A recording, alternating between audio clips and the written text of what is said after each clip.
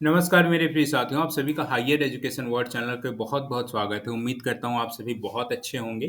प्रिय साथियों, जैसा कि पहले वीडियो में प्रीवियस वीडियो में मैंने आपको बताया था कि कैसे बिहार असिस्टेंट प्रोफेसर नियुक्ति प्रक्रिया में किन कारणों से विलंब हो रहा है और आखिरकार मैंने बताया था कि आपको 3 अगस्त तक हर हाल में ऑर्डर आ जाना चाहिए। या नहीं तो 1-2 दिन और डिले होकर के ऑर्डर आ जाना चाहिए माननीय न्यायालय का, जिसकी वजह से पूरी नियुक्ति प्रक्रिया भी कहीं न कहीं शिथिल पड़ी हुई है। लेकिन अभी ऐसा देखा गया कि पुनः कोई माननीय न्यायालय द्वारा ऑर्डर दिया गया है, जैसा कि आप देख पा रहे हैं। मैं जिस केस की ज़िक्र कर रहा हूँ, वो आप देख सकते हैं, वो एलपीए नंबर 604/2023 है, जिसकी वजह से ये पूरी नियुक्ति प्रक्रिया अभी रुकी हुई है। तो आखिर इसमें 3 अगस्त को तारीख आने वाली थी, 3 अगस्त को ऑर्डर आने वाला था। इस दिन आपको कहीं न कहीं सारी चीज़ें डिस्पोज़ हो जाने वाली थी। तो फिर ऐसा क्या हुआ कि पुनः 10 अगस्त को, जैसा कि आप देख पा रहे हैं, 10 अगस्त 2023 को समय दिया गया है और ये समय आखिर कब तक आते रहेगा ऐसे ही?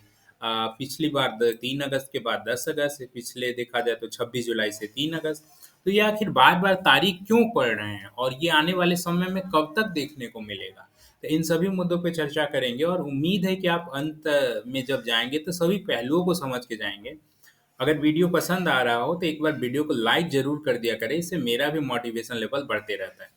प्रिय साथियों, हम चलते हैं पहले। आपने जैसा कि देखा, प्रीवियस डेट कब था? 3 अगस्त, और आगामी डेट कब है? 10 अगस्त। तो आखिर ऐसा क्या हुआ 3 अगस्त को कि पुनः 10 अगस्त के लिए इसको कैरी फॉरवर्ड करना पड़ा? एडजॉर्न करके उसको अगला ऑर्डर देने के लिए डेट देना पड़ा। ऐसी क्या मुख्य वजह है? देखिए, सबसे पहले हम थोड़ा-सा 3 अगस्त की ओर चलते हैं, ओके?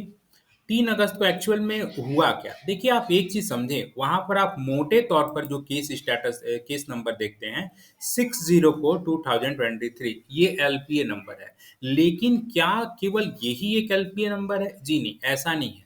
एक्चुअल में आप देख पा रहे हैं, ये जो ऑर्डर आया है 3 अगस्त का है, ओके? आप देख पा रहे हैं, इसमें डेट मैं आपको दिखा रहा हूँ। ये देखिए, सॉरी, ये 26 जुलाई को आया था, 3 अगस्त को नेक्स्ट डेट टालने के लिए।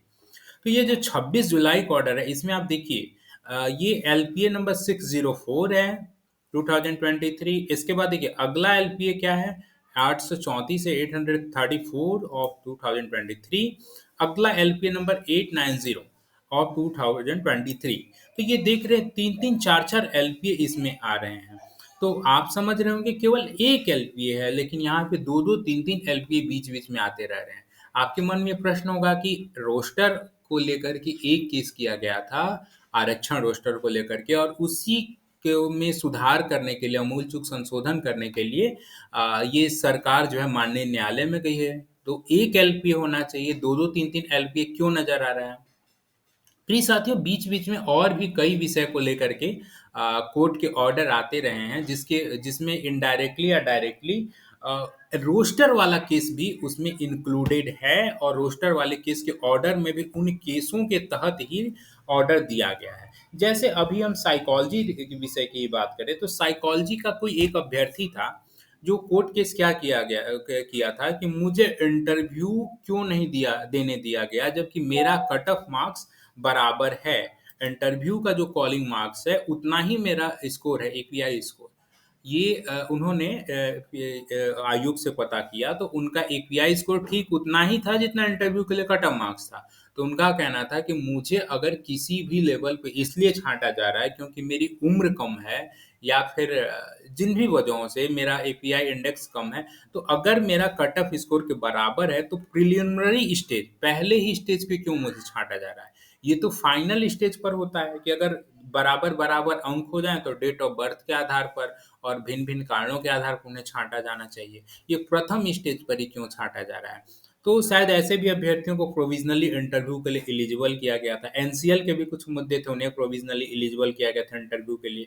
तो उन्हीं तमाम जो ऑर्डर दिए गए थे, उनको एलिजिबल किया गया था, वही भिन्न-भिन्न केस यहाँ पर आपको नज़र आ रहे हैं, जो कि अलग-अलग एलपीए का रूप नज़र आ रहा है, ठीक है?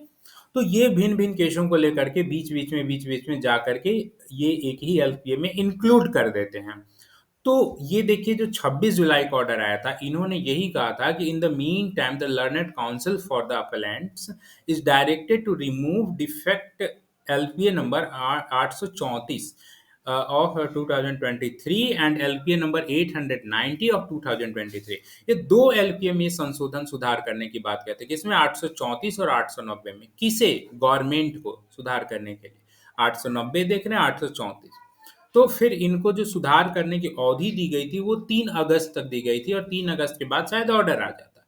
लेकिन फिर 3 अगस्त को ऐसा क्या हुआ कि ऑर्डर नहीं आ पाया। देखिए, हम 3 अगस्त के ऑर्डर की ओर हम रुक कर रहे हैं। आप जैसा कि देख पा रहे हैं, ये 3 अगस्त का ऑर्डर है, ठीक है।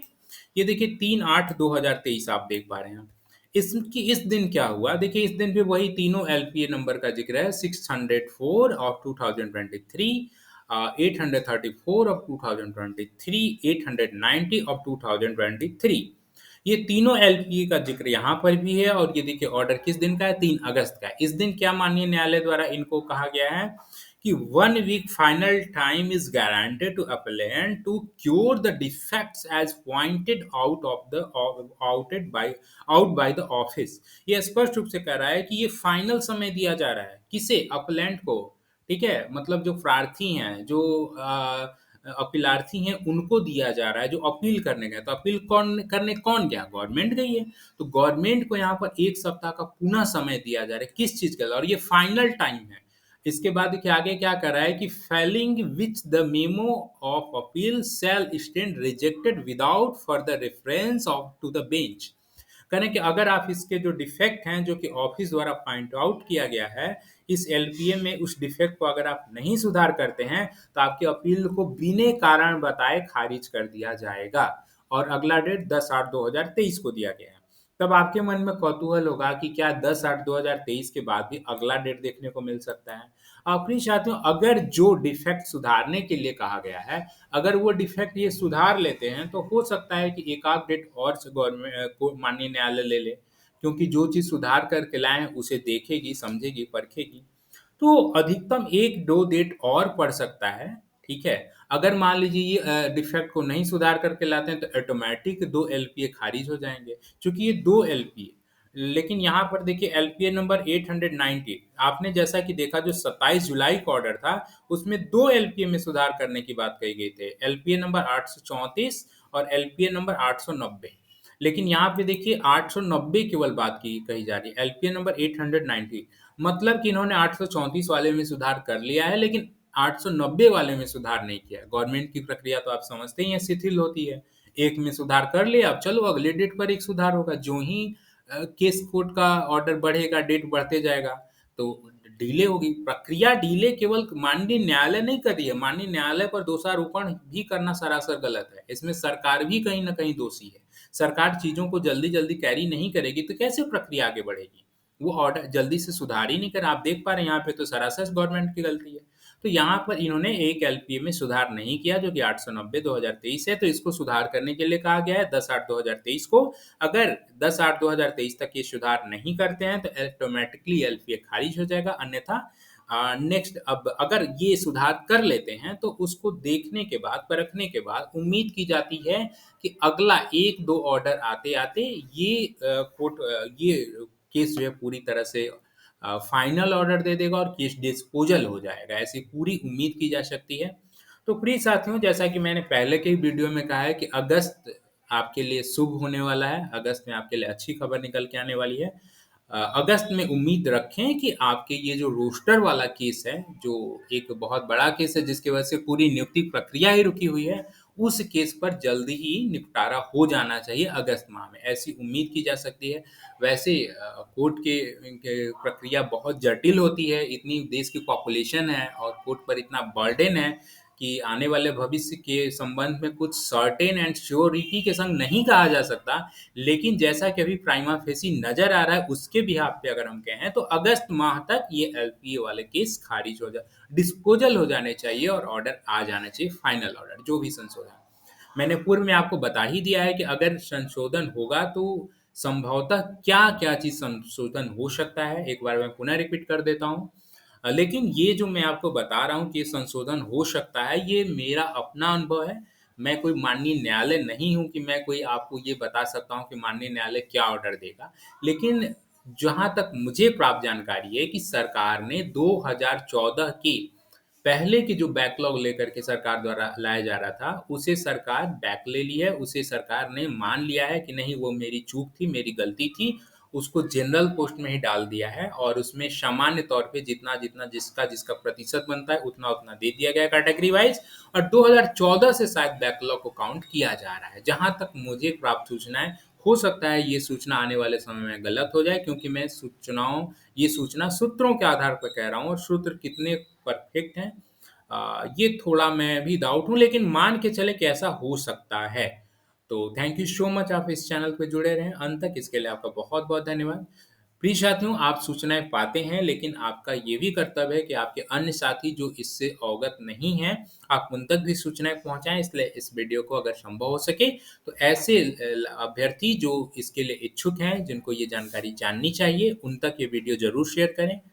और आने वाले समय में आपको जो भी घटनाक्रम होंगे बिहार असिस्टेंट प्रोफेसर संबंधित, मैं उन सभी सूचनाओं से आपको ज़रूर अवगत कराते रहूँगा। आप हायर एजुकेशन वर्ल्ड चैनल को बने रहें, इसके लिए बहुत-बहुत धन्यवाद। सूचनाएँ समय पे मिलें इसलिए वीडियो को चैनल को सब्सक्राइब कर लें।